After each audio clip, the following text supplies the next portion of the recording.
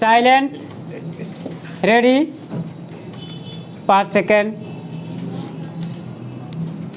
Start. उपाध्यक्ष महोदय, इसमें कोई संदेह नहीं है, लेकिन कई स्थानों पर देखा गया है कि काफ़ी काम हो रहा है, जबकि कुछ को इतने उपेक्षा की दृष्टि से देखा जाता है कि वहाँ काम न होने के कारण वे इलाके विकास की दृष्टि से पीछे रह जाते हैं। मैं उत्तर प्रदेश का उदाहरण आपके सामने रखना चाहता हूँ।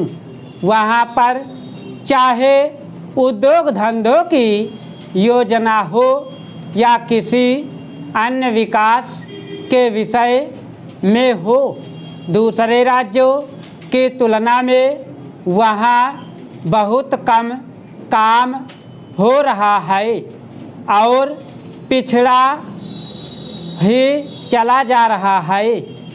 माननीय उपाध्यक्ष महोदय, इस विधेयक के संबंध में इस सदन के इधर के बैठने वाले लोगों ने और उधर के बैठने वाले लोगों ने बहुत सी बातें कही हैं। जैसा कि यह विधेयक है, इसको अभी प्रवर समिति के सामने विचार के लिए जाना है और वहाँ से विचार होने के बाद यह इस सदन के सम्मुख फिर से विचार के लिए प्रस्तुत किया जाएगा।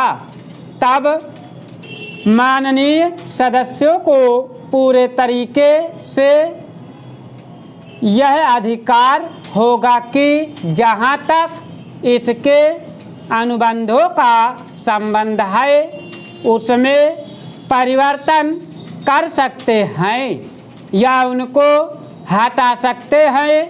कल से जो बातें हो रही हैं वह सब नोट की गई हैं और मैंने बहुत सी बातों को सुना है।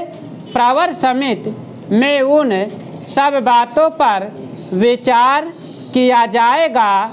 बहुत से माननीय सदस्यों ने इस तरह की बातें कही हैं, वह बहुत आवश्यक मालूम हुई है और जैसा कि मैंने कहा है कि उन पर विचार किया जाएगा।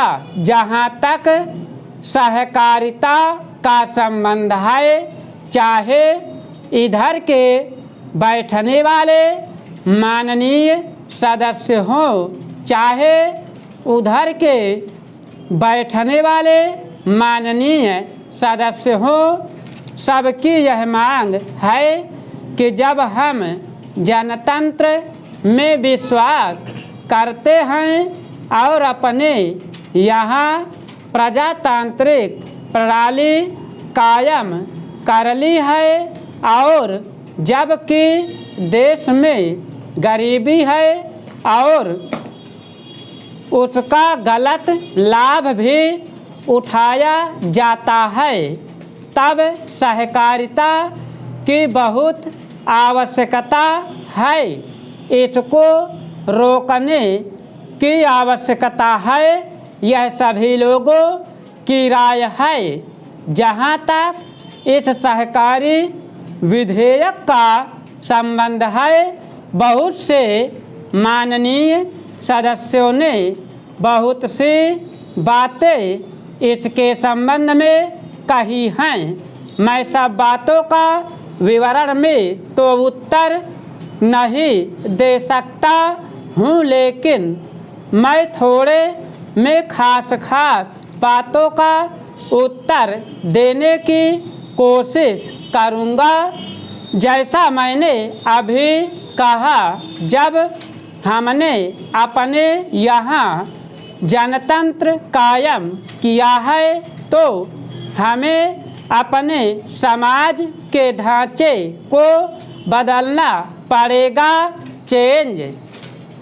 महोदय, मुझे इस संबंध में एक बात और कहनी है। वह यह है कि मुझे मुख्य आयुक्त के भाषण के अनुसार यह आशा थी कि सरकार मजदूरों की उन्नति के लिए, उत्थान के लिए, उद्योगों के लिए और उनके विकास के लिए, गांवों की स्थिति सुधारने के लिए तकनीकी प्रशिक्षण देने का काम करेगी।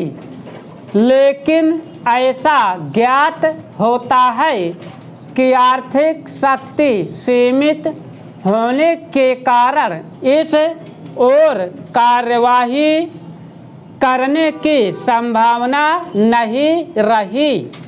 फिर भी मुझे आशा ही नहीं अपितु पूर्ण विश्वास है कि भविष्य में इस हमारा मंत्रिमंडल इस ओर अवश्य विलंब ध्यान देगा। इसी प्रकार से ग्रामीणों की अवस्था सुधारने के लिए सरकार घरेलू उद्योग धंधों को भी बढ़ाएगी, जो अभी तक नहीं के बराबर है। भारत की दृष्टि से कुटीर उद्योग बड़े उद्योगों की अपेक्षा अधिक लाभदायक है।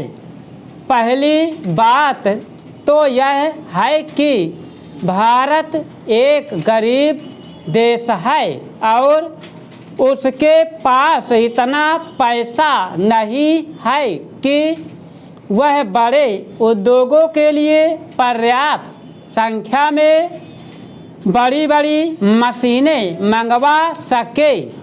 बड़े उद्योगों के लिए बहुत बड़ी बड़ी महंगी मशीनों की आवश्यकता होती है, जबकि कुटीर उद्योग छोटी छोटी और सस्ती मशीनों से चल जाते हैं। कुटीर उद्योगों के लिए न तो बहुत बड़ी बड़ी इमारतें बनानी पड़ती हैं और न ही बहुत महंगी मशीनों की आवश्यकता पड़ती है।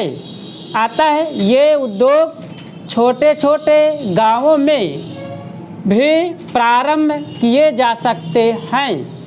कई उद्योग तो इतनी थोड़ी पूंजी से भी शुरू किए जा सकते हैं कि उतनी पूंजी प्रायः हर किसी व्यक्ति के पास होती ही है। कुटीर उद्योग में दूसरी बड़ी सुविधा यह है कि इनमें बहुत अधिक मजदूरों की आवश्यकता नहीं होती। एक परिवार के सदस्य ही उस उद्योग को चलाने के लिए पर्याप्त होते हैं। घर के सब सदस्य उस काम में हिस्सा बटा सकते हैं। बड़े उद्योगों में प्रत्येक मजदूर को कोई विशेष कार्य सीखना होता है और उस काम में कुशलता प्राप्त करने में उसे काफ़ी समय लग जाता है। तीसरी चीज़ जो मैं आपके सामने रखना चाहूँगा वह यह है कि जो विचार और सुझाव आपके सामने प्रस्तुत किए गए हैं वे एक पवित्र, शुद्ध और जनता व प्रांत के हित को ध्यान में रखकर ही प्रस्तुत किए गए हैं और मुझे पूर्ण विश्वास है कि बिना किसी दलगत भावना के शिकार हुए आप उनकी जांच करेंगे और यदि वे जनहित की कसौटी पर खरे उतरे तो उन पर कार्रवाई करेंगे। स्टॉप। अगर तुम लोग नए हो तो सब्सक्राइब करो, वो जो लाल वाला बटन है उसके साथ सूर्य नमस्कार करो या फिर अनुलोम विलोम, मुझे नहीं पता, बस क्लिक हो जाना चाहिए। अब मैं भी